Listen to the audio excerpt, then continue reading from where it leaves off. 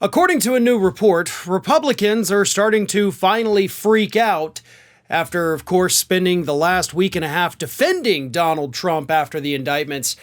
They're now a little worried that he's kind of sucking up all of the oxygen with the media. And of course, that's very bad for them because most people in this country do not like Donald Trump. A majority of them do believe that he deserved to be indicted.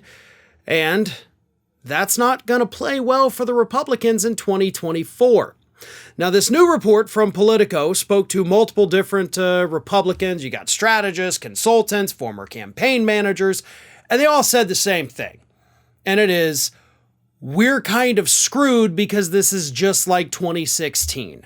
The media wants to only focus on Donald Trump, and you've got these other folks out there. You've got your Nicki Haleys, you've got your Mike Pompeo, and for the life of them, no matter what they say and do, they just can't get any attention, which means voters don't know about them, which pretty much guarantees Trump will win the Republican primary, then go on to lose the general election.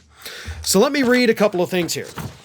Politico reported, quote, "In the span of a week, Nicki Haley, former United Nations ambassador campaigning at the U.S.-Mexico border, complained that, quote, no one is talking about immigration because of the focus on Trump's political drama. Former Secretary of State Mike Pompeo's trip to Ukraine was reduced to a blip on the media landscape, while Ron DeSantis avoided the spectacle and instead revived his war with Disney." See, actually, though, let me just correct you on that. He didn't revive his war with Disney. It was outed that he basically got railroaded by a mouse character, and so he's trying to save face. But it continues. Terry Sullivan, who oversaw Marco Rubio's presidential bid. And I laugh at that because that was like the most pathetic presidential bid ever. So even talking to Terry Sullivan, I'm really sorry, no offense, but like, you're clearly not an expert on anything. But here's what Terry Sullivan had to say. "This is deja vu all over again. Trump dominates media coverage, making it impossible for his competitors to get any coverage or forward traction."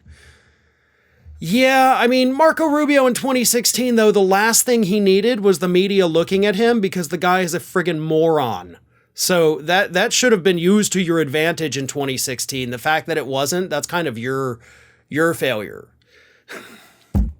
Another campaign consultant expressed their dismay, telling Politico, quote, "It feels like effing 2016. Is there anything that can suck up as much political oxygen in the American political landscape as Trump? I don't think so." Then you've got GOP campaign advisor David Keckel, who says, quote, "What's frustrating to me is we didn't learn a damn thing from 2015 and 2016 when it comes to just giving him absolute roadblock media coverage. I get it. It's a big story.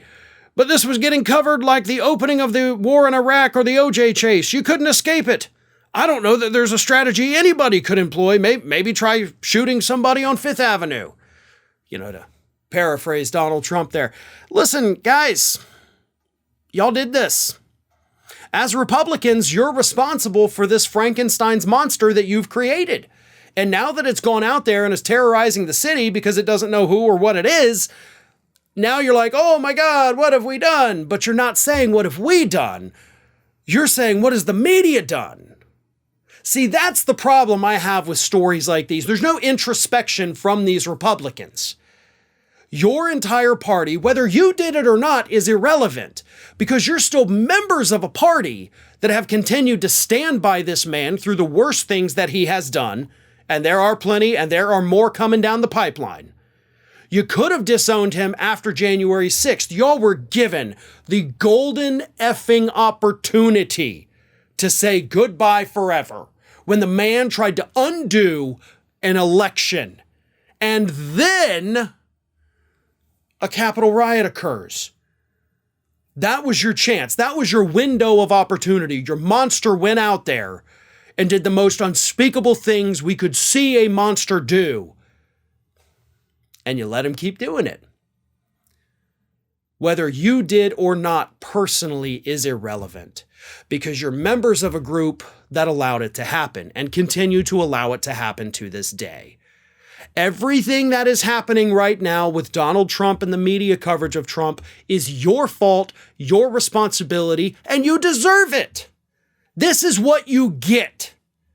And I don't feel bad for you. I laugh at you. I mock you for this.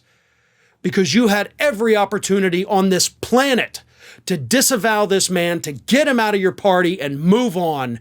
And you chose not to do that. Hey everyone, this is Aspen. And did you know that for the low cost of $0 per day, you can subscribe to the Fair and Balanced YouTube channel. We also encourage you to like, comment, and share. But again, click that subscribe button and help Aspen not be so grumpy.